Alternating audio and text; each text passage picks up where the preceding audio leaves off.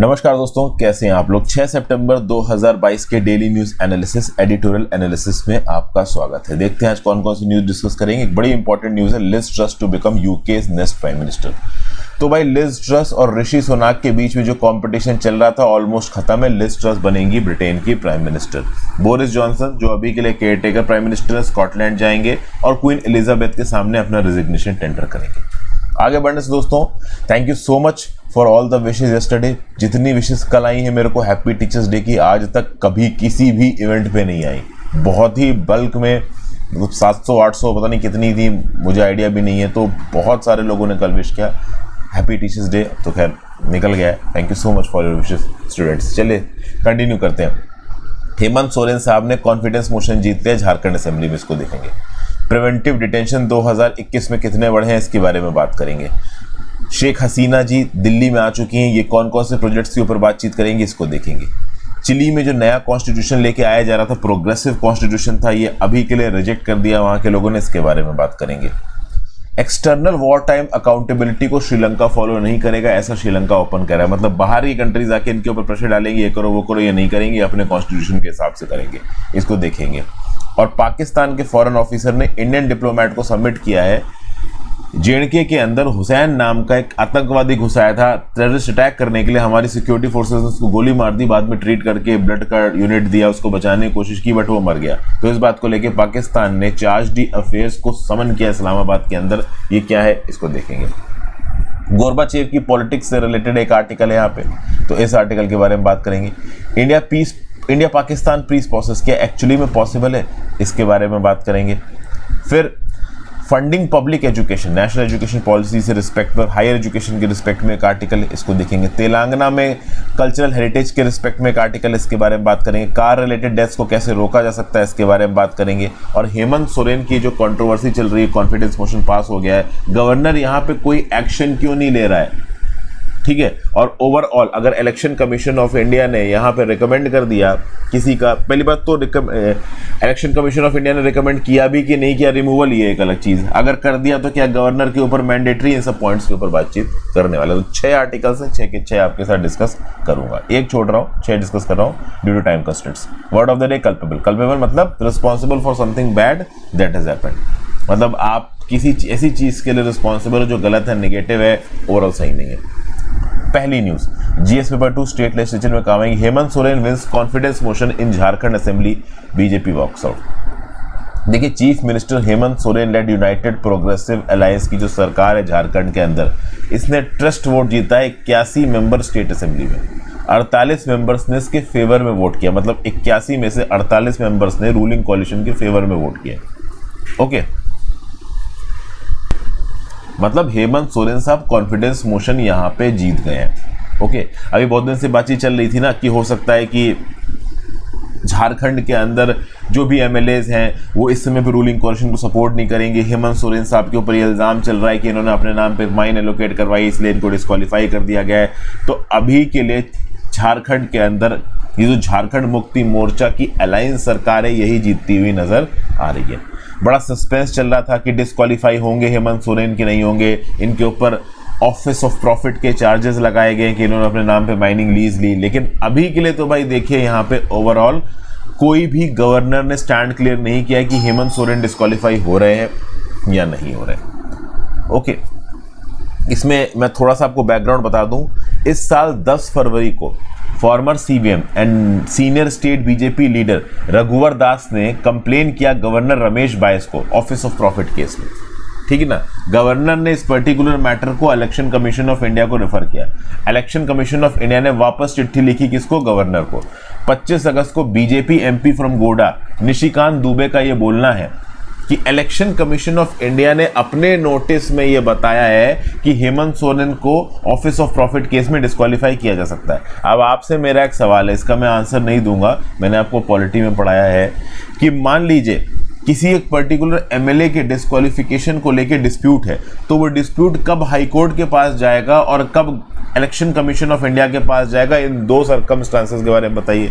मतलब कौन से केसेस में एक एमएलए या एमपी इलेक्ट होना चाहिए था, ये dispute election commission of India के पास जाएगा और कौन से केसेस में हाईकोर्ट के पास जाएगा, एक तो ये बताओ। दूसरा, अगर इलेक्शन कमीशन ऑफ इंडिया को मैटर रेफर हुआ, जैसे कि हेमंत सोरेन के केस में रेफर हुआ, और मान लीजिए इलेक्शन कमीशन ऑफ इंडिया ने, हमें पता नहीं है, मान लीजिए इलेक्शन कमीशन ऑफ इंडिया ने गवर्नर को बोला कि हाँ भाई इन्होंने ऑफिस ऑफ प्रॉफिट के लॉज को वायलेट किया है, इनको आप डिस्क्वालीफाई करो, तो क्या ये जो इलेक्शन कमीशन ऑफ इंडिया का रिकमेंडेशन है गवर्नर के ऊपर बाइंडिंग है या नहीं बाइंडिंग है, ये भी नीचे कमेंट बॉक्स में लिख के बताओ। थोड़ा सोचो इन टॉपिक्स के बारे में, मैंने बहुत डिटेल में आपको लक्ष्मीकांत ने पढ़ाया है, हर चीज में हलवे की तरह आपको पढ़ा नहीं सकता, कुछ आपको भी अपनी खोपड़ी इस्तेमाल करनी है।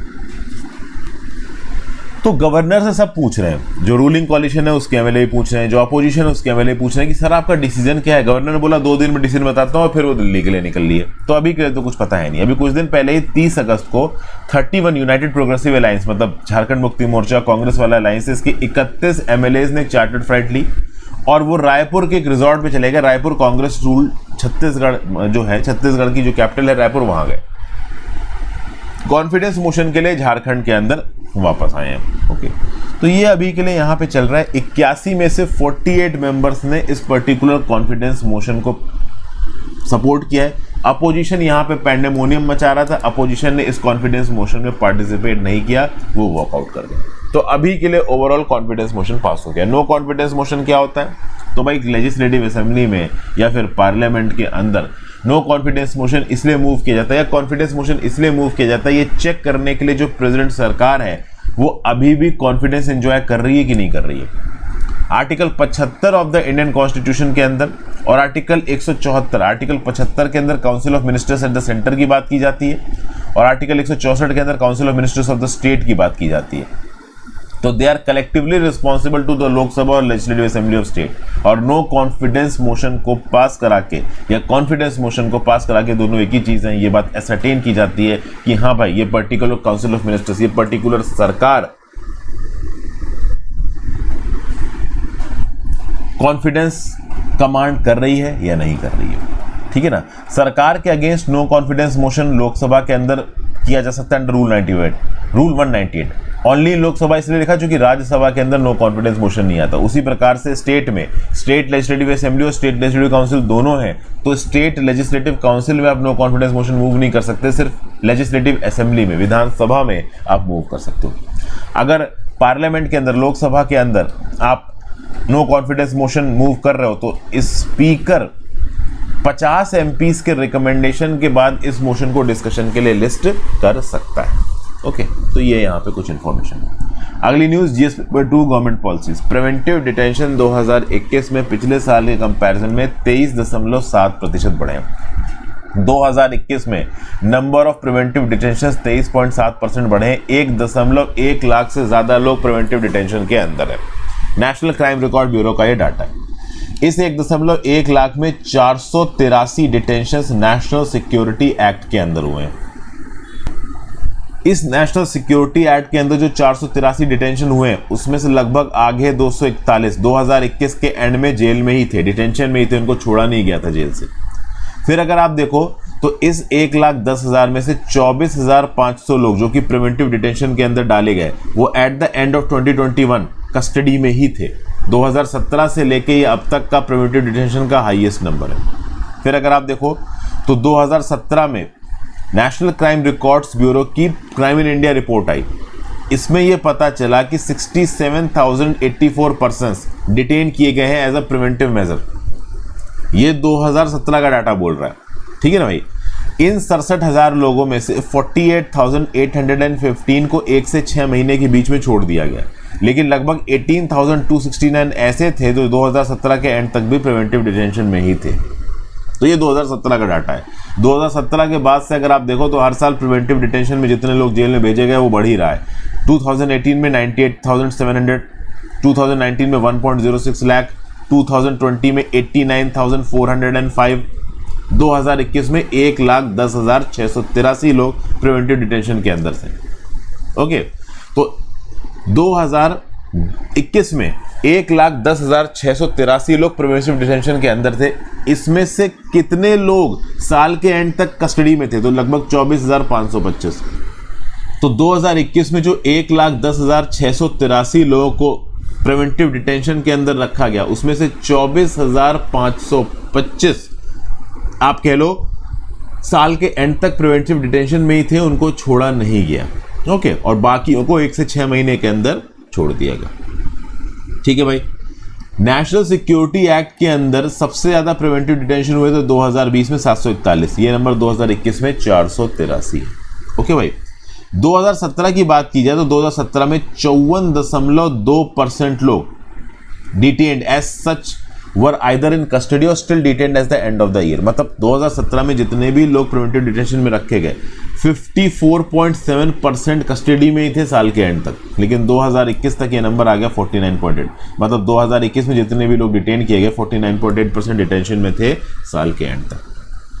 फिर एनसीआरबी के डाटा के हिसाब से डिटेंशन कौन कौन से एक्ट के अंदर हुआ है, तो प्रिवेंटिव डिटेंशन हुआ है गुंडा एक्ट स्टेट एंड सेंट्रल 29,306, फिर prevention of illicit traffic and narcotics drugs and psychotropic substances act 1988 के अंदर 1331 प्रिवेंटिव डिटेंशन। फिर एक कैटेगरी है अदर डिटेंशन एक्ट्स, इसके अंदर 79,514 डिटेक्शन हुए, मतलब प्रिवेंटिव डिटेंशन हुए। प्रिवेंटिव डिटेंशन और भी बहुत सारे लॉज के अंदर होते हैं, जैसे अनलॉफुल एक्टिविटीज प्रिवेंशन एक्ट के अंदर होते हैं, Maharashtra control of organised crime act के अंदर प्रिवेंटिव डिटेंशन होते हैं। ठीक ना भाई, ये सब बातें यहाँ पे बताई जा रही हैं। डिस्ट्रिक्ट मजिस्ट्रेट और जो पुलिस है वो भी प्रिवेंटिव डिटेंशन को ऑथराइज कर सकता है। मान लो कम्युनल क्लैशेस होने के चांसेस हैं, तो अगर कोई इंडिविजुअल है जो कि कम्युनल क्लैशेस को भड़का सकता है, उसमें पार्टिसिपेट कर सकता है, उसको भी प्रिवेंटिव बेसिस पे डिटेन किया जा सकता है। सेक्शन 151 ऑफ द सीआरपीसी ये बोलता है कि पुलिस के पास ताकत है कि वो प्रिवेंटिव बेसिस पे अरेस्ट कर सकती हैं अगर उनको ऐसा लगता है कि कोई कॉग्निजेबल ऑफेंस हो सकता है। तो कोई भी कॉग्निजेबल ऑफेंस हो सकता है, इसके बेसिस पे पुलिस प्रिवेंटिव अरेस्ट कर सकती है। प्रिवेंटिव अरेस्ट एक तरीके का प्रिवेंटिव डिटेंशन ही हो गया as per powers provided under section 151 of the criminal procedure code. ठीक है भाई, ये सब बातें यहाँ पे बताई जा रही हैं। इस साल जुलाई में एक वैकेशन बेंच बनी सुप्रीम कोर्ट की। इस वैकेशन बेंच ने एक चेन स्नैचर के अगेंस्ट जो प्रिवेंटिव डिटेंशन का ऑर्डर था उसको सेट असाइड कर दिया। इस वैकेशन बेंच ने बोला कि यार मजाक चल रहा है क्या, तुम किसी को भी उठा के प्रिवेंटिव डिटेंशन के अंदर डाल रहे हो। राज्यों को और सरकार को जो ताकत दी गई प्रिवेंटिव डिटेंशन की एक एक्सेप्शनल ताकत है, ये एक इंडिविजुअल की फ्रीडम को वायलेट करती है, इसलिए आप इस ताकत को बहुत स्पेयरिंगली, बहुत लिमिटेड केसेस में इस्तेमाल करेंगे, ये नहीं कि मुंह उठा के कहीं पे भी इस्तेमाल कर रहे हैं। फिर आ जाते हैं अगली न्यूज़ पे। GS paper 2 India and neighbourhood relations at least 7 facts likely as Hasina arrives in Delhi. देखिए, इंडिया और बांग्लादेश लगभग 7 एग्रीमेंट साइन करेंगे 6 सितंबर 2022 को, जिसमें water sharing, connectivity, defence, trade, इन सब चीज़ों के ऊपर बातचीत होगी। ऑफिशियल लेवल की टॉक्स होंगी प्रधानमंत्री जो इंडिया के हैं नरेंद्र मोदी जी और बांग्लादेश की जो प्रधानमंत्री शेख हसीना जी के बीच में दिल्ली में बातचीत होगी। River water agreements, Rohingya crisis, इन सब चीज़ों के ऊपर बातचीत होगी। शेख हसीना जी का ये बोलना है कि इंडिया एक बहुत बड़ा देश है और इंडिया के इन्फ्लुएंस के चलते हम किसी तरीके से रोहिंग्यास को वापस म्यांमार में भेज सकते हैं। बेसिकली शेख हसीना जी यहाँ पे ये बात कर रही हैं कि चूंकि इंडिया के म्यांमार से रिश्ते अच्छे और बांग्लादेश के भी अच्छे, तो ये दोनों कंट्रीज अगर म्यांमार के ऊपर जोर डालती हैं तो कहीं ना कहीं म्यांमार इन रोहिंग्यास को वापस ले लेगा, तो हमारे ऊपर प्रेशर नहीं आएगा, इनका ये बोलना है।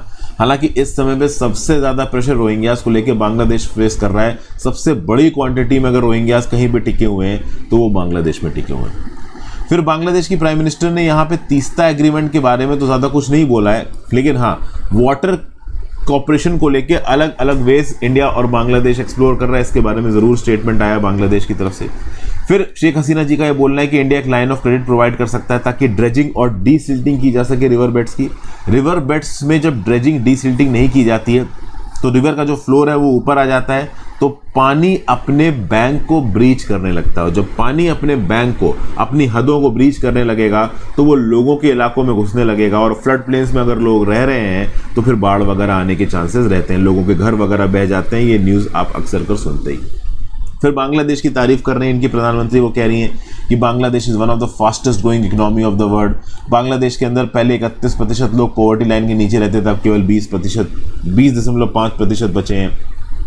फिर भाई कुशियारा रिवर नियर आसाम के पास एक आप कह लो प्रोजेक्ट की यहाँ पे बात की जा रही है। जॉइंट रिवर कमीशन की मीटिंग हुई 25 अगस्त को और यहाँ पे फाइनलाइज किया गया the text of Kushiyara river agreement. तो कुशियारा रिवर एग्रीमेंट पे जो डेवलपमेंट होगा उसके बारे में यहाँ पे बात की गई है। क्रॉस बॉर्डर रिवर्स में पॉल्यूशन को कम करो। बहुत सी रिवर्स इंडिया से बहती हुई बांग्लादेश के अंदर आती हैं, तो बांग्लादेश का ये बोलना है कि इंडिया की साइड से अगर पॉल्यूशन कम होगा तो रिवर का पानी जब बांग्लादेश में पहुँचेगा तो कंपेरेटिवली साफ होगा।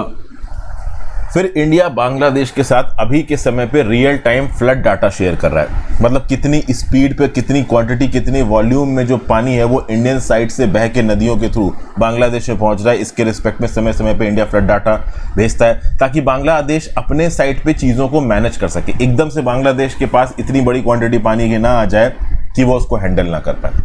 फिर डिफेंस रिलेटेड एग्रीमेंट्स भी इंडिया बांग्लादेश आपस में एक दूसरे के साथ साइन कर रहे हैं, जिससे आर्म्ड फोर्सेस की जो मोबिलिटी है उसको डिजास्टर रिलीफ ऑपरेशन के समय पे मोबिलाइज किया जा सके। कल के समय पे अगर कोई कॉन्फ्लिक्ट होता है उस समय पे मोबिलाइज किया जा सके। देखिए क्या है ना, हमारे नॉर्थ ईस्ट में डिफेंस को पहुंचाना ये बड़ा इंपॉर्टेंट है, और इसके लिए बांग्लादेश की ज़मीन को हम अनरिस्ट्रिक्टेड तरीके से इस्तेमाल कर पाए, ये अपने आप में बहुत बड़ी बात हो जाएगी। इसके लिए इंडिया और बांग्लादेश का एक दूसरे के ऊपर कॉन्फिडेंस होना बहुत ज़्यादा ज़रूरी है। ठीक है, अभी बांग्लादेश की सरकार के ऊपर, मान लो बांग्लादेश की सरकार परमिशन दे देती है कि यहाँ पे ये जो बांग्लादेश है, वेस्ट बंगाल से आप नॉर्थ ईस्ट में सामान ले जाओ। कल की डेट में बांग्लादेश की आवाम बांग्लादेश की सरकार को गरी आती है कि भारत की आर्मी हमारी लैंड से गुजर रही है, आपने कैसे अलाउ किया। तो इस प्रकार की सिचुएशंस को अवॉइड करना है, एक कॉन्फिडेंस बिल्डिंग मेजर यहाँ पे लेके आना है, जिसके थ्रू इंडिया भी अपने नॉर्थ ईस्ट को डिफेंस में रख पाए, डिजास्टर रिलीफ ऑपरेशंस भी इंडिया बांग्लादेश एक दूसरे के साथ कॉपरेट कर पाए, वगैरह वगैरह। फिर बांग्लादेश 1160 मेगावाट पावर भी इंडिया से खरीदता है। फिर एक इंडिया बांग्लादेश फ्रेंडशिप पाइपलाइन बन रही है, जिसके थ्रू डीजल को एक्सपोर्ट किया जाएगा from Siliguri in West Bengal to Parbatipur in Bangladesh. फिर चित्तागोंग हिल ट्रैक्ट्स को लेके भी यहाँ पे एक प्रॉब्लम है। चित्तागोंग हिल ट्रैक्ट्स में बहुत सारे चकमास रहते हैं, तो जो चकमा कम्युनिटी ऑर्गेनाइजेशन है, इनका ये बोलना है कि चित्तागोंग हिल ट्रैक अकॉर्ड साइन हुआ था 2 दिसंबर 1997 को। इन अकॉर्ड्स में ये लिखा हुआ था कि जो लॉ एंड ऑर्डर और सुपरविजन है किसका, 3 हिल डिस्ट्रिक्ट्स काउंसिल्स का, जो कि है बंदरबान, कगराछारी और रंगामती, जो कि बांग्लादेश के डोमेन में आते हैं। यहाँ पे बांग्लादेशी आर्मी नहीं होगी, आर्मी यहाँ से हट जाएगी और इनका जो लोकल डिस्ट्रिक्ट एडमिनिस्ट्रेशन है वो हर चीज़ को देखेगा। लेकिन ये चीज़ एक्चुअली में बांग्लादेश ने ग्राउंड लेवल पे इंप्लीमेंट नहीं की। 2 दिसंबर 1997 के चित्तागोंग हिल ट्रैक्ट अकॉर्ड के बहुत से प्रोविजंस को बांग्लादेश की सरकार ने ग्राउंड लेवल पे इंप्लीमेंट नहीं किया।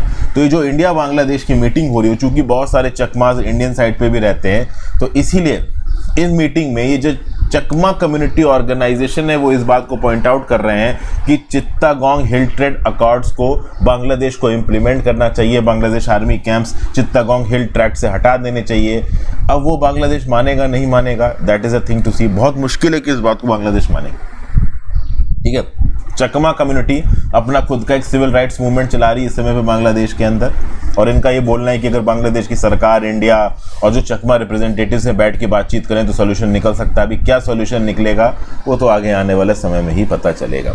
स्टेबिलिटी ऑफ चित्तागोंग रीजन बहुत ज़रूरी है, क्योंकि चित्तागोंग रीजन में बड़ी तादाद में रखीने प्रोविंस के रोहिंग्या रिफ्यूजीज आके रीसेटल हुए हैं। फिर अगला article, GS paper 2 international news, Chileans resoundingly reject new progressive constitution. आज से 41 साल पहले जनरल ऑगोस्टो पिनोचेट, जो कि डिक्टेटर था चिली का, इसने एक कॉन्स्टिट्यूट प्रोमलगेट किया था। वो एक प्रकार का डिक्टेटोरियल कॉन्स्टिट्यूशन था, और उस कॉन्स्टिट्यूशन के अंदर कैपिटलिज्म को ज़्यादा वैल्यू दी गई थी। कैपिटलिज्म समझ रहे हो ना, प्राइवेट ओनरशिप। सोशलिज्म को कम वैल्यू दी गई थी। कैपिटलिस्ट के हाथ में बहुत कुछ था, प्राइवेट प्रॉपर्टी ओनरशिप बहुत थी। इसके चलते चिली में जो इनइक्वालिटी थी वो बहुत बढ़ गई। कुछ लोग बहुत ज़्यादा पैसे वाले हो गए और कुछ लोग कतई गरीब है। तो अब इस बात को लेके कुछ चेंजेस किए जा रहे थे चिली की कॉन्स्टिट्यूशन में, और ये चेंजेस खुद चिली के लोग चाहते हैं। समझ गए, चिली के लोग ने 2019 में स्ट्रीट प्रोटेस्ट शुरू हुए, स्टूडेंट लेड स्ट्रीट प्रोटेस्ट हुए चिली के अंदर विद स्टार्ट फ्रॉम 2019। चिली में जितने भी आप कह लो अलग अलग पॉलिटिकल पार्टीज के लीडर्स हैं, सब मानते हैं कि कॉन्स्टिट्यूशन में चेंजेस होने चाहिए। 1973 से लेके 1990 की डिक्टेटरशिप में जिस प्रकार के कॉन्स्टिट्यूशन में चिली रहा है, इसको बदलने की जरूरत है। ये खुद वहां के पॉलिटिकल लीडर्स जान रहे हैं। चिली के लोग इस बात को मानते हैं कि भाई हमें संविधान बदलने की जरूरत है। इससे पहले 80% चिली के लोगों ने इस बात पे एग्री किया था कि भाई हमें चिली का संविधान बदलने की जरूरत है।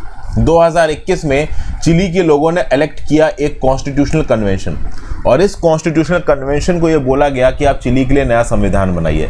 अच्छा, संविधान आने की बेसिक वजह क्या थी? तो चिली के अंदर जैसा कि मैंने बताया इनइक्वालिटी बहुत बढ़ रही थी, फिर इन्फ्लेशन बहुत बढ़ गया था, पब्लिक ट्रांसपोर्टेशन के प्राइसेस बढ़ रहे थे, तो भाई सोशल प्रैक्टिसेस की डिमांड करने लगे। जो मिडिल क्लास के लोग हैं उनके पास किसी प्रकार का सोशल प्रोटेक्शन था नहीं, प्रॉपर्टी थी नहीं, तो उन्होंने बोला कि भैया हमें भी आप कुछ राइट्स दीजिए। तो इस कंटेक्स्ट में यहां पे एक लीडर सामने आया। लीडर का नाम है मिस्टर बोरिक, पूरा नाम है प्रेसिडेंट गैब्रियल बोरिक। केवल 36 साल के हैं president Gabriel boric. President Gabriel boric एक बड़े ही रेवोल्यूशनरी किस्म का नया संविधान लेके आए।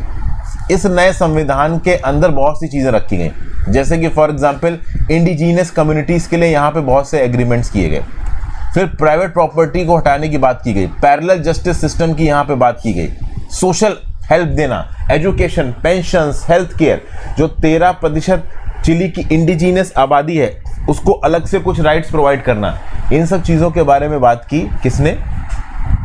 इस नए संविधान ने। लेकिन इस नए संविधान को चिली के लोगों ने रिजेक्ट कर दिया। अभी अगर आप देखो तो ये जो 1 करोड़ 90 लाख की आबादी का ये जो देश है, इसने गैब्रियल बोरिक द्वारा प्रोमुलगेट किया गया जो नया संविधान है इसको रिजेक्ट कर दिया। 61.9% लोगों ने इस नए संविधान को रिजेक्ट किया है, केवल 38.1% लोगों ने इसको एक्सेप्ट किया है। मतलब एक बड़ी तादाद में जो चिली के लोग हैं वो इस नए संविधान को रिजेक्ट कर रहे हैं। तो जब ये नया संविधान रिजेक्ट हो गया रेफरेंडम में, तो मिस्टर गैब्रियल बोरिक सामने आए। उन्होंने बोला कि भाई हम पिछले 3 साल से इस नए संविधान के ऊपर काम कर रहे हैं, बट ऐसा समझ में आ रहा है कि चिली के लोग नया संविधान को पसंद कर नहीं रहे हैं। तो अब समझिए 2019 में खुद चिली के लोगों ने बवाल किया, बोला पुराना संविधान सही नहीं है, नया लेके आओ। 2021 में कन्वेंशन कमेटी बनाई गई, इस कन्वेंशन कमेटी ने नया संविधान बनाया। नया संविधान पे रेफरेंडम हुआ, रेफरेंडम रिजेक्ट हो गया, मतलब नया संविधान लोगों को पसंद नहीं है। तो अब ऑब्वियस सी बात है, अगला कोर्स ऑफ एक्शन क्या है? अगला कोर्स ऑफ एक्शन ये है कि अब फिर से कुछ नया संविधान बनाया जाएगा। कोई एक ऐसा डॉक्यूमेंट बनाया जाएगा जो कि डिक्टेटर वाला डॉक्यूमेंट था 41 साल पहले का, और अभी का जो कन्वेंशन कमेटी का डॉक्यूमेंट है इसके बीच में कहीं एक बैलेंसिंग एक्ट स्थापित करता हूं, ठीक है ना? क्योंकि ओवरऑल ये जो अभी का संविधान कन्वेंशन कमेटी द्वारा बनाया गया इसको भी 62% लोगों ने रिजेक्ट कर दिया है। तो लेट्स सी आगे क्या होता है। साउथ अमेरिकन कंट्री के लिए आप कह सकते हो एक प्रकार का सेटबैक है। ये जो नया संविधान बनाया जा रहा है ये कुछ ज़्यादा ही अकाउंटेबल, कुछ ज़्यादा ही इक्विटेबल था। इस बात पे शायद लोगों को पसंद नहीं आया।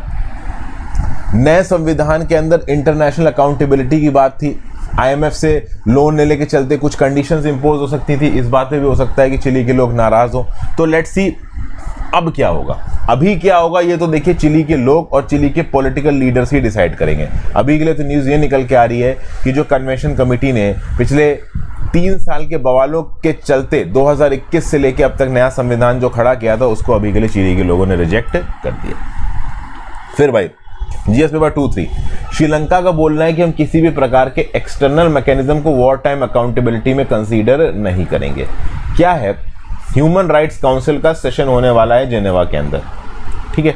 यहाँ पे श्रीलंका की सरकार के जो वॉर क्राइम्स है उसके ऊपर बातचीत होगी। अब क्या श्रीलंका के ऊपर इस समय पे प्रेशर है, इनकी इकोनॉमी बिल्कुल बर्बाद हो रखी है, तो IMF से लोन चाहिए। अभी IMF से लोन चाहिए तो यूनाइटेड नेशंस को नाराज नहीं कर सकते। अभी के लिए IMF से एक स्टाफ लेवल एग्रीमेंट हुआ जिसमें चलते प्रोविजनली $2.9 की हेल्प श्रीलंका को प्रोवाइड की जाएगी। तब श्रीलंका से वॉर क्राइम्स को लेकर जवाब पूछा जा रहा है। तो यहाँ पे जो श्रीलंका के फॉरेन अफेयर्स मिनिस्टर हैं अली साबरी, इन्होंने बोला है कि भाई देखिए हम ओवरऑल श्रीलंका के कॉन्स्टिट्यूशनल फ्रेमवर्क के अंदर ह्यूमन राइट्स रिलेटेड वायलेशन को एड्रेस करने की कोशिश करेंगे। इंटरनेशनल प्रेशर के सामने हम लोग बक डाउन नहीं करेंगे। एक्सटर्नल मैकेनिज्म हम अपने ऊपर लागू नहीं होने देंगे, हमारा संविधान इस चीज़ के लिए अलाउ नहीं करता है। हाँ, हम लोग अपने डोमेस्टिक कॉन्स्टिट्यूशनल फ्रेमवर्क में चीज़ों को बदलने की कोशिश करेंगे, ठीक है? पिछले 13 सालों में श्रीलंका में एक 30 साल लंबा सिविल वॉर चला है, ह्यूमन राइट्स वायलेशन दबा के हुए तमिल्स के अगेंस्ट। पिछले महीने अगर आप देखो तो 100 की तादाद में जो तमिल माएँ थी वो नॉर्थ किलिनोची डिस्ट्रिक्ट में आप कह लो मार्च कर रही थी। इनका ये बोलना है कि सिविल वॉर के दौरान इनके जो बच्चे हैं, इनके जो फैमिली मेंबर्स थे जो कि गायब हो गए, आज तक पता नहीं चले। ओवरऑल इनको ढूंढे श्रीलंका की सरकार। श्रीलंका की सरकार इनके लिए कुछ कर नहीं रही है। 2000 दिनों से ये जो तमिल ब्रदर्स है ये बैठी हुई है एजिटेशन पे। तो इस बात को लेकर श्रीलंका की सरकार के ऊपर प्रेशर है। अब श्रीलंका की सरकार डोमेस्टिक तरीके से कह तो रही कि हम कुछ ना कुछ करेंगे, बट जो लोग सिविल वॉर में गायब हुए हैं उनका अभी के लिए कोई ब्यौरा है नहीं और किसी के पास नहीं है। कहां से लेके आओगे आप वो ब्यौरा? ऊपर से United Nations human rights council pressure डाल रहा है किसके ऊपर? श्रीलंका के ऊपर कि कुछ ना कुछ करो ह्यूमन राइट्स को लेके। फिर ऐसा बताया जाता है कि श्रीलंका के अंदर जो मुस्लिम कम्युनिटी है इसके ऊपर अटैक किया जाता है। कुछ एंटी टेररिज्म लॉ बनाए जा रहे हैं डिसेंट को स्टिफल करने के लिए, मिलिटराइजेशन को रोकने के लिए। इससे डेमोक्रेटिक फ्रीडम्स वायलेट हो रही हैं, ह्यूमन राइट्स वायलेट हो रहे हैं, मुस्लिम लॉज को मुस्लिम लोगों को दबाया जा रहा है। तो तमिल लोग जो नॉर्थ में रहते हैं श्रीलंका के और मुस्लिम लोग जो ईस्टर्न श्रीलंका में रहते हैं, इन दोनों के ही खिलाफ ह्यूमन राइट्स वायलेशन की खबर अक्सर श्रीलंका से निकल के आती है। United Nations human rights council जवाब मांगता है, श्रीलंका के पास जवाब है नहीं। अभी एक जवाब ये निकल के आ रहा है कि हम अपने डोमेस्टिक मैकेनिज्म के हिसाब से कुछ करेंगे। अली साबरी साहब यहाँ पे ये भी बोल रहे हैं कि जल्दी ही प्रेसिडेंट की जो एग्जीक्यूटिव पावर्स है इनको क्लिप डाउन किया जाएगा, कम किया जाएगा, हम प्रेसिडेंट की एग्जीक्यूटिव पावर्स नहीं रहने देंगे।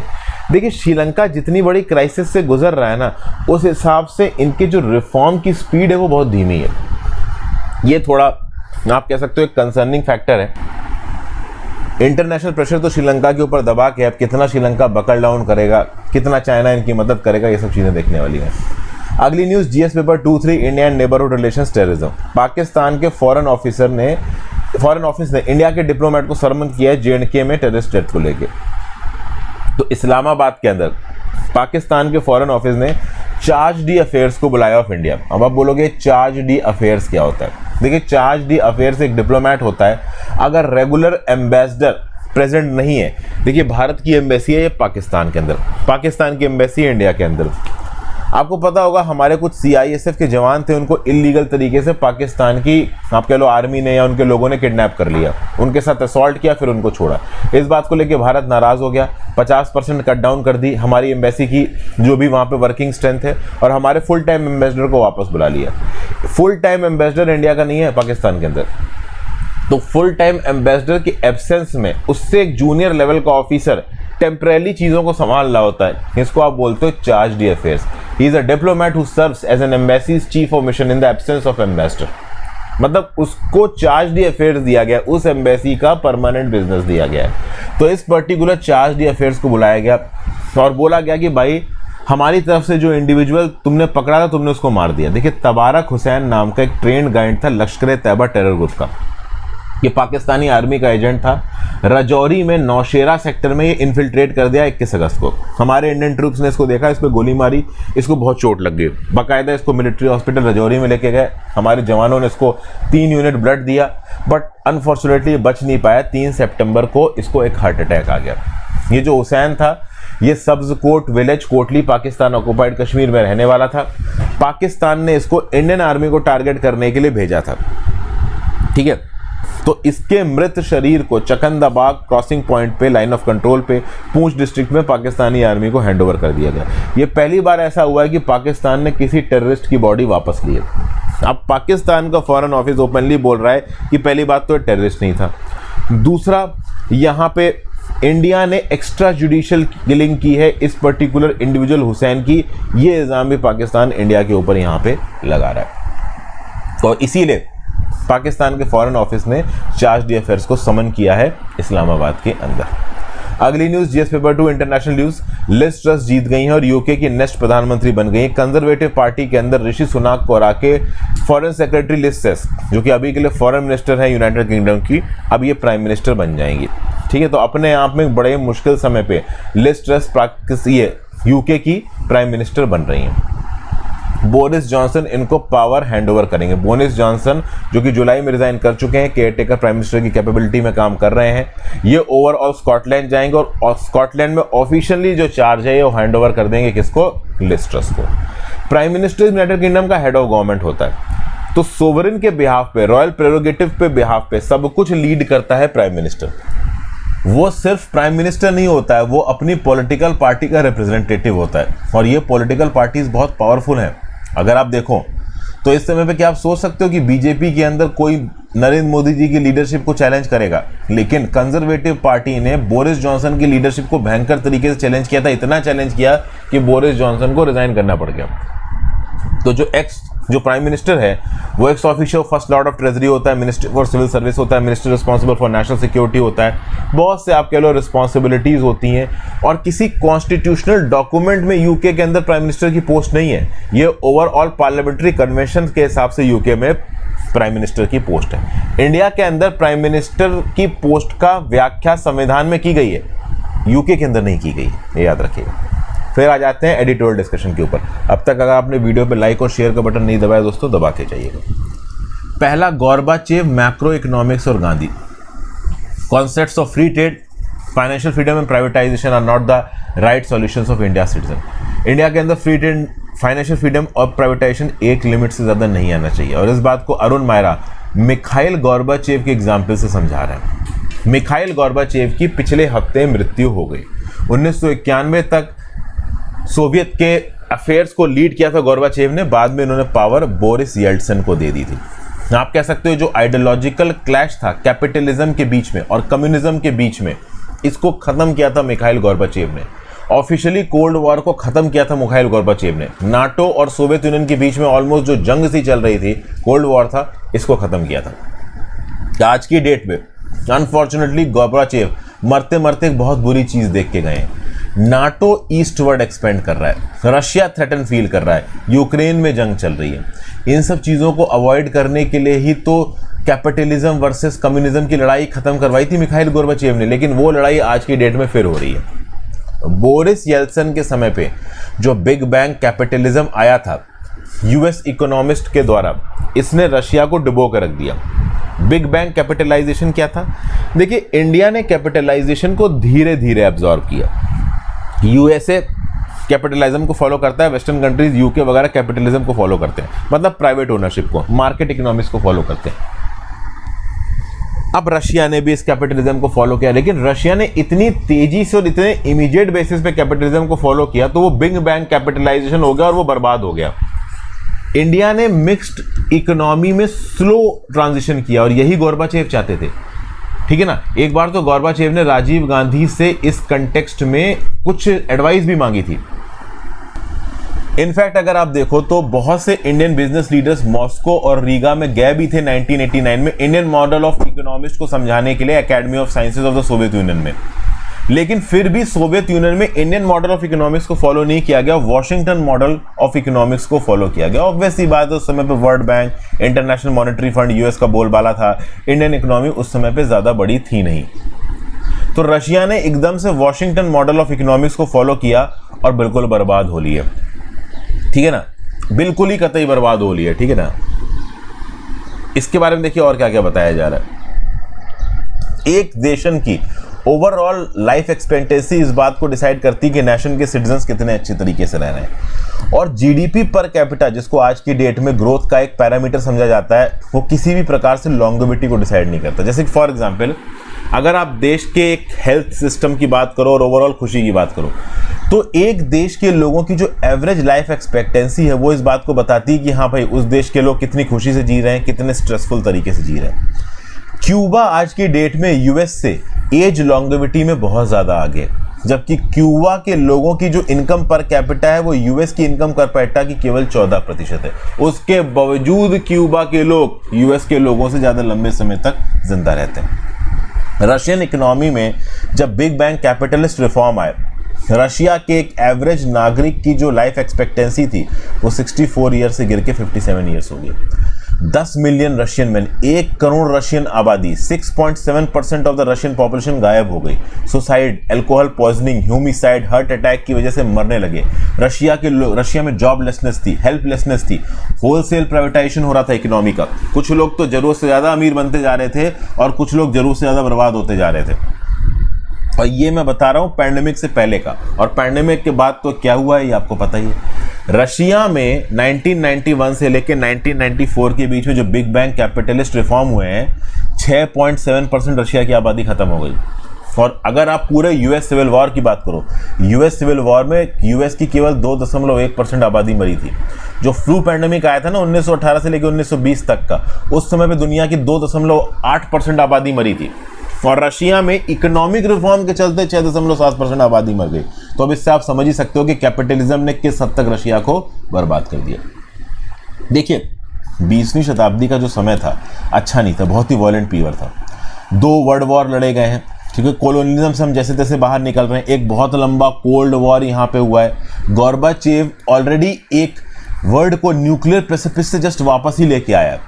20वीं शताब्दी में बहुत से आइडियोलॉजिकल बैटल्स देखे गए, communism, socialism, capitalism, state versus private enterprise की लड़ाई, वॉशिंगटन मॉडल को इम्प्लीमेंट करना। जो रशिया था इसमें ग्लोबल कैपिटलिज्म का बोलबाला हुआ। जस्ट रशिया के नीचे चाइना में ऐसा नहीं हुआ। चाइना ने अपनी इकोनॉमी को बहुत ही ज़्यादा दिमाग के साथ स्टीयर किया है, रशिया ये नहीं कर पाया। समझ गए? आज की डेट में इक्वालिटी का मतलब क्या? आज की डेट में इक्वालिटी का मतलब ये है कि अगर आपके पास $1 मिलियन है तो 1 मिलियन वोट। देखिए क्या होता है, अगर आपके पास पैसा ज़्यादा है, प्रॉपर्टी ज़्यादा और आपके पास वोटिंग का पावर ज़्यादा है, तो वो प्रॉपर इक्वालिटी नहीं होगी। प्रॉपर इक्वालिटी क्या होती है कि irrespective of your financial cloud, आप कोई भी हो, आपकी वोट की एक वैल्यू। मुकेश अंबानी वोट डाले, चाहे एक रिक्शा वाला वोट डाले, उसकी वोट की वैल्यू बराबर है। लेकिन जब आपकी वोट की वैल्यू, आपकी औकात आपके पैसों के हिसाब से होने लगती है, तब आप उसको रियल में डेमोक्रेसी नहीं बोल सकते हो। रशिया कहीं ना कहीं इस बात से सफ़र कर रहा है। और आज की डेट में आप देखो तो रशिया इतनी प्रॉब्लम्स के बाद अपने इज्जत सा बचाता घूम रहा है। रशिया ने जो बिग बैंग कैपिटलाइजेशन को अडॉप्ट किया, उसके चलते 10 मिलियन रशियन प्रीमेच्योरली मर गए। आज की डेट में जब रशिया थ्रेटन कर रहा था तो अपनी लॉस्ट आइडेंटिटी और हिस्ट्री को ढूंढ रहा है। रशियंस अपनी लॉस्ट प्राइड को ढूंढ रहे हैं। उस लॉस्ट प्राइड के चलते पुतिन ने यूक्रेन में वॉर खड़ा कर दिया और यहां पे भी लाखों की तादाद में रशियन मरने लगे। तो कहीं ना कहीं गोर्बाचेव जो पीस और स्टेबिलिटी का समय लाने की कोशिश कर रहा था, वो कहीं ना कहीं रशिया में उस लेवल पे आ नहीं पाया, वो कहीं ना कहीं लॉस्ट हो गया।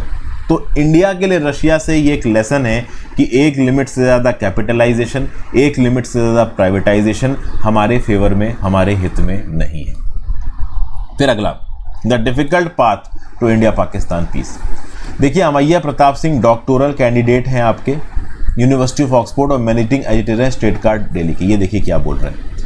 इनका ये बोलना है कि पाकिस्तान की डोमेस्टिक पॉलिटिक्स कभी भी इंडिया और पाकिस्तान के रिश्ते को अच्छा नहीं करने देगी। देखिए इनके आर्टिकल में कोई बहुत out of the box idea नहीं दिया।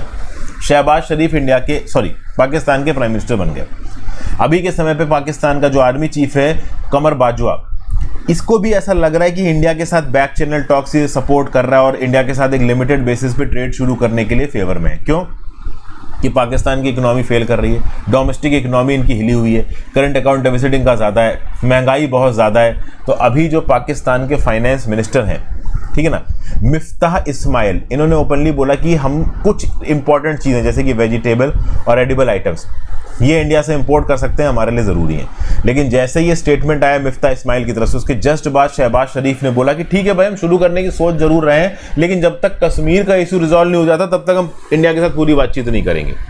मतलब कि जो डोमेस्टिक ऑडियंस है पाकिस्तान के अंदर, उसको खुश करना ज़्यादा हो रहा है। इनकी खुद की सेल्फ सस्टेनेबिलिटी क्वेश्चन पे है, लेकिन सेल्फ सस्टेनेबिलिटी क्वेश्चन पे होने के बावजूद भी ये अपने बेसिक स्टैंड से हिल नहीं रहे। क्यों?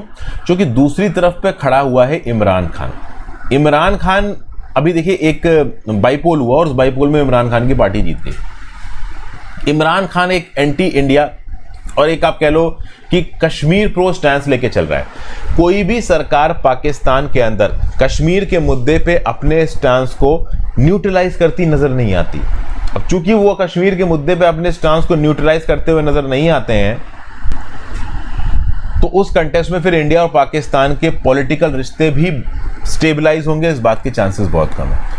तो बजाय इस बात के कि पाकिस्तान छोटे मोटे फाइनेंशियल मदद के लिए परेशान हो रहा है, अभी 39 मंथ का जो $6 बिलियन एक्सटेंडेड फंड फैसिलिटी थी उसको IMF ने रिज्यूम किया, इसमें $1.17 बिलियन और डाल दिए हैं।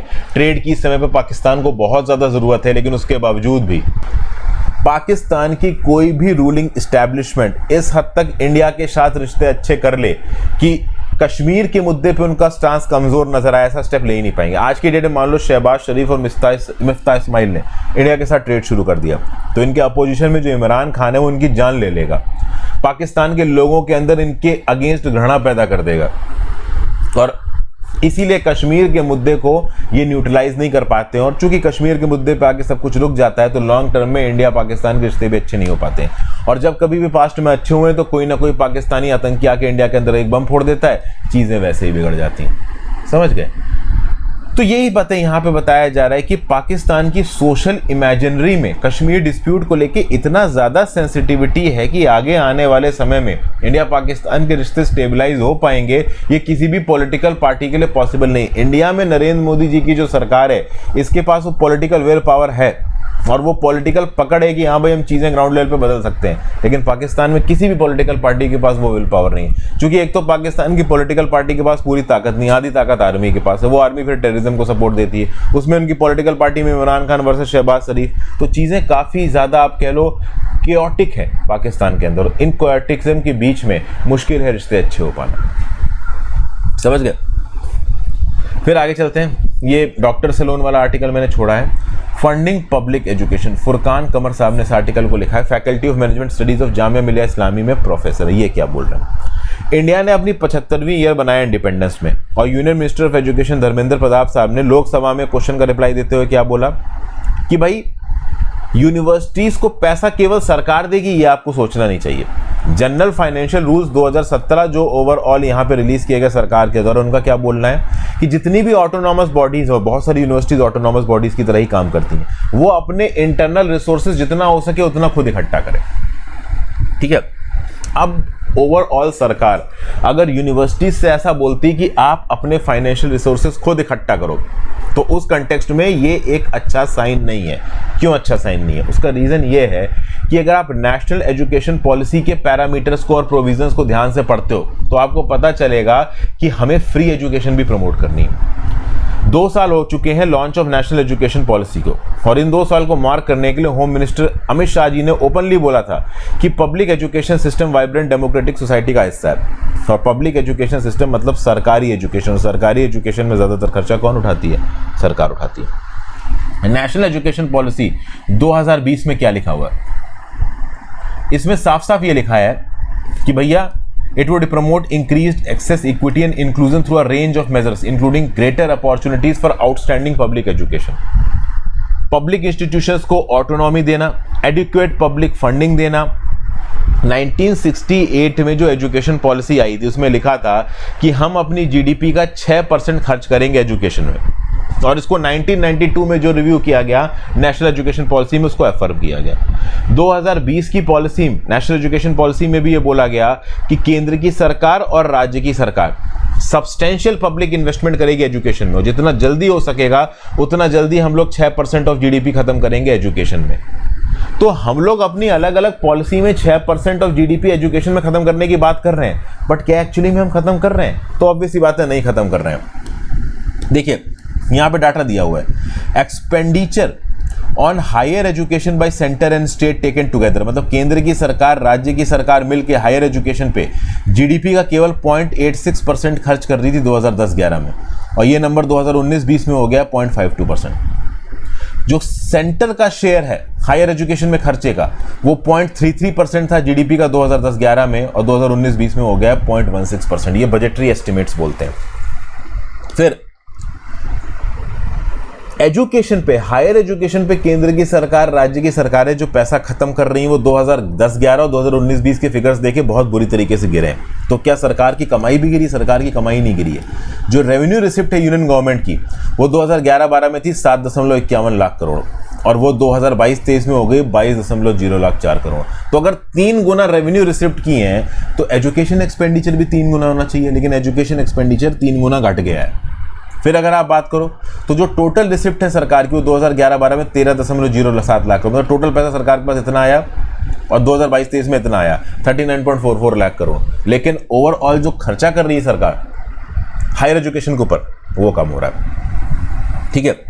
अगर यूनियन गवर्नमेंट का expenditure on higher education as a percentage of revenue receipt हम देखें, रेवेन्यू रिसिप्ट मतलब टैक्स से जो पैसा आ रहा है, कैपिटल रिसिप्ट में लोन वगैरह आ जाते हैं, तो 2011 में 2.6% है रेशियो, 2022-23 में 1.85% है। तो हायर एजुकेशन पे जो ओवरऑल एलोकेशन है सरकार का, वो भयंकर तरीके से गिर रहा है। इंडिया के अंदर हायर एजुकेशन हाईली प्राइवेटाइज्ड है। जो सरकार, जो प्राइवेट कॉलेजेस है वो बड़े स्केल पे पैसा लेते हैं। अब समझिए, resource mobilisation, internal revenue generation, cross subsidisation, resource use efficiency. अगर आप ऑटोनॉमस यूनिवर्सिटीज को बोलोगे कि भैया अपना खर्चा खुद निकालो, तो ये सब कुछ स्टूडेंट से चार्ज करेंगी। अभी सब कुछ अगर स्टूडेंट से चार्ज किया जाने लगा तो स्टूडेंट वही पढ़ पाएंगे जिनके पास ठीक ठाक अमाउंट ऑफ पैसा है। तो बेसिकली इनका ये कहना है कि सरकार को खर्चा ज़्यादा करना चाहिए। अगर सरकार यूनिवर्सिटी से बोलेगी अपने खुद के रिसोर्सेज जनरेट करो, तो यूनिवर्सिटीज़ ऑब्वियस ही बात है फीस वगैरह बढ़ाएगी, और फीस बढ़ाएगी तो बच्चों के लिए अफोर्डेबल नहीं होगा। आज की डेट में पेरेंट्स से ये उम्मीद करना, खासकर मिडिल क्लास पेरेंट्स से, कि वो अपनी सेविंग से ही अपने बच्चों को पढ़ाएं कभी ना कभी उनके लिए। क्योंकि देखिए बच्चों के ऊपर प्रेशर आ जाता है। कोई बच्चा इंजीनियरिंग कर रहा है, कहीं पढ़ाई कर रहा है, उसको 10 लाख लग गए या 20 लाख लग गए, तो अब उसके दिमाग में प्रेशर रहेगा नौकरी पकड़नी है, नौकरी पकड़नी है। और अगर हमें बच्चों का फुल पोटेंशियल पाना है तो पढ़ते समय पर उनके दिमाग पे प्रेशर नहीं होना चाहिए कि यार पैसा कमा के इसको चुकाना है। क्योंकि बहुत सारे बच्चों का रिसर्च माइंडसेट होता है कि हाँ भाई पढ़ने के बाद फर्दर रिसर्च करेंगे, इस पर्टिकुलर फील्ड में काम करेंगे। तो एक बच्चे की ओवरऑल ग्रोथ इस बात के ऊपर कंटिजेंट हो जाती है कि जैसे ना जैसे करके नौकरी ले लो, अगर पढ़ाई के समय पे उसका बहुत ज़्यादा खर्चा हो गया हो तो। और नेशनल एजुकेशन पॉलिसी 2020 ये बोलती है कि हायर एजुकेशन में इनरोलमेंट 2035 तक डबल होना चाहिए। वो डबल तब हो सकता है जब गरीब तबके के बच्चे हायर एजुकेशन में आए। जो सोशल और इकोनॉमिक एलिट्स हैं उनका इनरोलमेंट हायर एजुकेशन में ऑलमोस्ट 100% हो, चाहे लड़का हो चाहे लड़की हो। तो ऑब्वियस ही बात है, अब फर्दर इनरोलमेंट अगर आपको बढ़ाना है, 2035 तक डबल करना है एनईपी 2020 के हिसाब से, तो जो गरीब, सोशली डिसएडवांटेज, इकोनॉमिकली डिसएडवांटेज लोग हैं उनको हायर एजुकेशन में इनरोल करना पड़ेगा। और उनको अगर हायर एजुकेशन में इनरोल करना है तो भैया आपको पैसा खर्च करना पड़ेगा पढ़ाई में। सरकार को $2.8 ट्रिलियन की जो इकोनॉमी है इंडिया, अगर इसको $5 ट्रिलियन, $10 ट्रिलियन पर पहुंचाना है तो पब्लिक एजुकेशन पे पैसा खर्च करना हम इग्नोर नहीं कर सकते।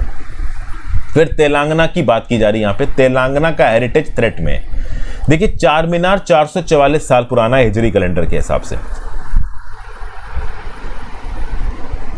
अब तेलंगाना के डेवलपमेंट में और खासकर इसकी जो कैपिटल सिटी है हैदराबाद के डेवलपमेंट में कहाँ बताया जा रहा है कि इसकी नेचुरल हेरिटेज थोड़ा खतरे में। जैसे दिल्ली के अंदर सेंट्रल विस्टा प्रोजेक्ट बनाया गया, Kashi Vishwanath temple corridor project बनाया जा रहा है वाराणसी में।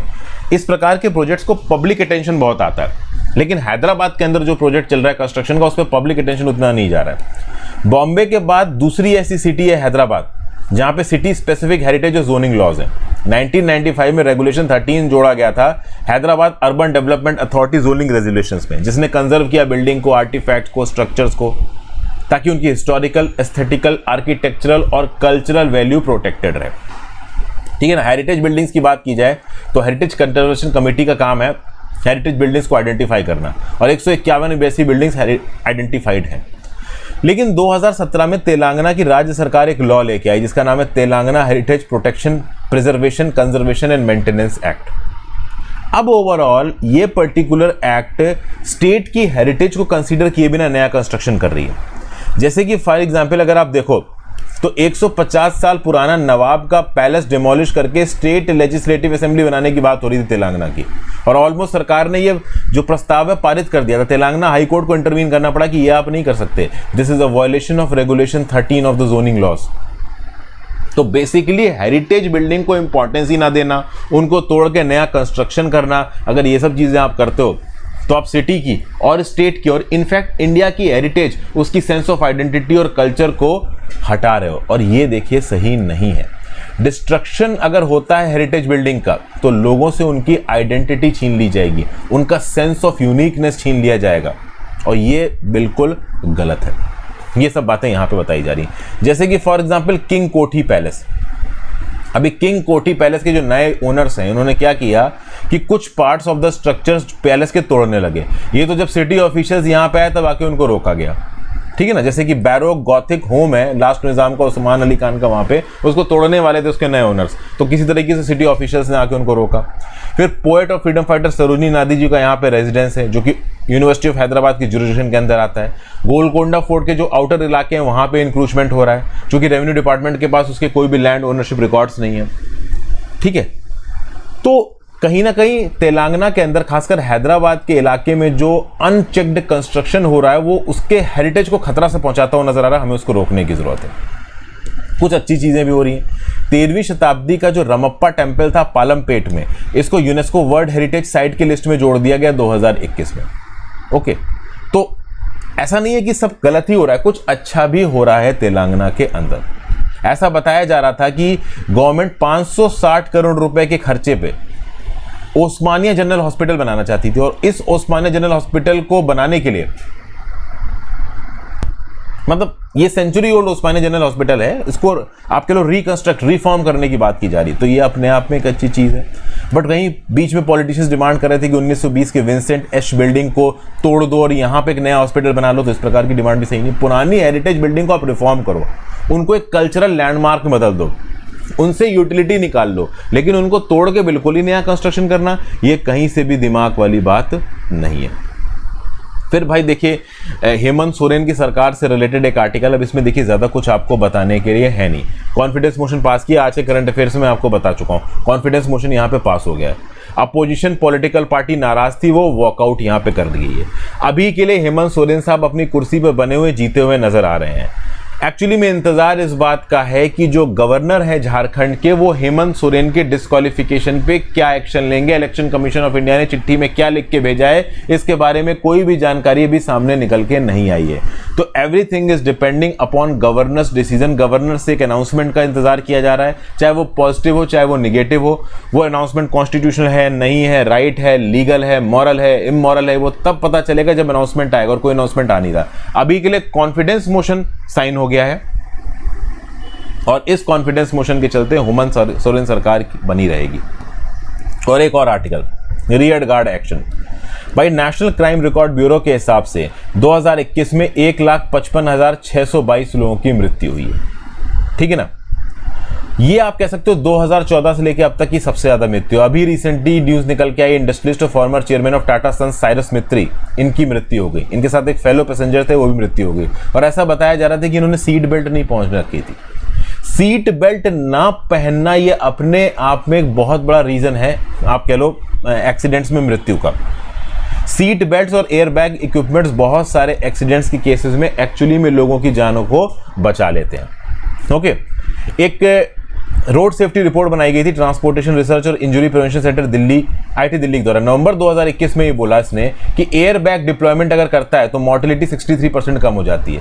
अगर लैप शोल्डर बेल्ट यूज अगर आप यूज करते हो तो मोर्टेलिटी 72% कम हो जाती है। और एयर बैग और सीट बेल्ट दोनों यूज कर रहे हो तो 80% मोर्टेलिटी कम होने के चांसेस हैं। फिर यह भी बताया जाता है कि ओवर स्पीडिंग की वजह से मृत्यु, देखिए रोड मिनिस्ट्री ने एस्टिमेट किया कि 2017 में जो एक्सीडेंट हुए, उन एक्सीडेंट्स में सीट बेल्ट ना इस्तेमाल करने की वजह से 26,896 मौतें हुई हैं।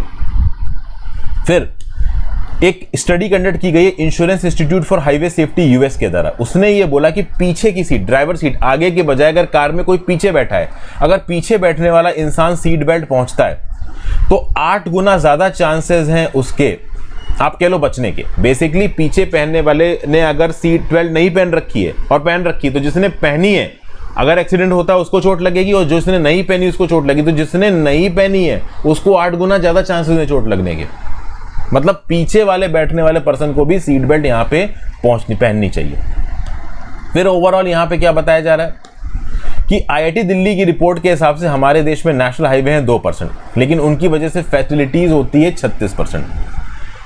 एनसीआरपी की फाइंडिंग्स ये भी बोलती है 2021 में कि 56% रोड एक्सीडेंट ओवर स्पीडिंग की वजह से हुए। तो कई बार ऐसा बोला जाता है कि ज्यादा स्पीड की वजह से एक्सीडेंट हो जाते हैं, जबकि बहुत से रिसर्चर्स का बोलना है कि आप एक्सीडेंट का रायता ओवर स्पीडिंग के ऊपर फोड़ने की बजाय ओवरऑल एविडेंस बेस्ड पढ़ाई करिए, इफेक्टिव रोड सेफ्टी पॉलिसीज लेके आइए। इंडिया के अंदर पुअर रोड डिजाइन है, रोड और ट्रैफिक इंफ्रास्ट्रक्चर को प्रॉपर तरीके से मेंटेन नहीं किया जाता है। तो अगर कोई रोड एक्सीडेंट होता है तो सिर्फ उसको ओवर स्पीडिंग के ऊपर जिम्मेदारी हमें नहीं डालनी चाहिए, हमें इस बात को भी ध्यान देना चाहिए कि क्या हमारा रोड सेफ्टी इंफ्रास्ट्रक्चर सही है। फॉर एग्जांपल इंटरसिटी हाईवेज में मीडियंस हटा के स्टील गार्ड रेल और वायर रोप बैरियर बनाना चाहिए। ये क्या है, ये देखिए दोस्तों, आपको एक हाईवे नजर आ रहा है, अब ये बीच में ग्रीन रंग का पार्क बना दिया, एक प्रकार का मीडियम है, इधर भी ग्रीन है। अब अगर इस ग्रीन रंग के पार्क की जगह स्टील की वायरें और बिल्कुल कंक्रीट स्ट्रक्चर लगा दिया जाता और इधर भी स्ट्रक्चर लगा होता, तो मान लो कोई गाड़ी ऐसे यहां टकराती है, तो अभी ऐसे टकराएगी तो उछलती फांती दूसरी साइड पे पहुंच सकती है और इधर आती हुई गाड़ियों से लड़ सकती है। अगर यहां पे कंक्रीट स्ट्रक्चर लगा हुआ है और यहां पे कंक्रीट स्ट्रक्चर लगा हुआ है तो एक गाड़ी यहां लड़ेगी, फिर यहां लड़ेगी, फिर यहां लड़ेगी, फिर यहां लड़ेगी और फिर कहीं ना कहीं रुक जाएगी, चाहे वो कितनी भी तेज स्पीड पे हो। लेकिन मीडियंस आड़े टेढ़े लगे रहते हैं, तो क्या होता है कि गाड़ी इनको ओवर क्रॉस करके कभी कभी ओवर हाईवे से उड़ती हुई नीचे गिर जाती है, कभी कभी दूसरी रोड पे आके सामने आने वाली गाड़ियों से भिड़ जाती है। तो ये ओवरऑल इवेंट्स हमें अवॉइड करने हैं। ओवर स्पीडिंग तो देखो एक वजह है भाई, उसको रोकना ही है। साथ साथ ओवर स्पीडिंग के साथ हमारा जो रोड सेफ्टी इंफ्रास्ट्रक्चर, अगर हम उसको इंप्रूव करें तो ओवर स्पीडिंग में भी हम कुछ ना कुछ हद तक एक्सीडेंट्स को और मौतों को रोक सकते हैं। तो ये था आज का एनालिसिस दोस्तों। आई होप कुछ ना कुछ यूजफुल जानने को मिला हो। थोड़ा डिले हो गया, thank you for watching. Video को लाइक और शेयर कर दीजिएगा, इंस्टाग्राम पे फॉलो कर लीजिएगा, टेलीग्राम ग्रुप ज्वाइन कर लीजिएगा, ज़्यादा से ज़्यादा लोगों से लेक्चर को शेयर करें। Have a great day.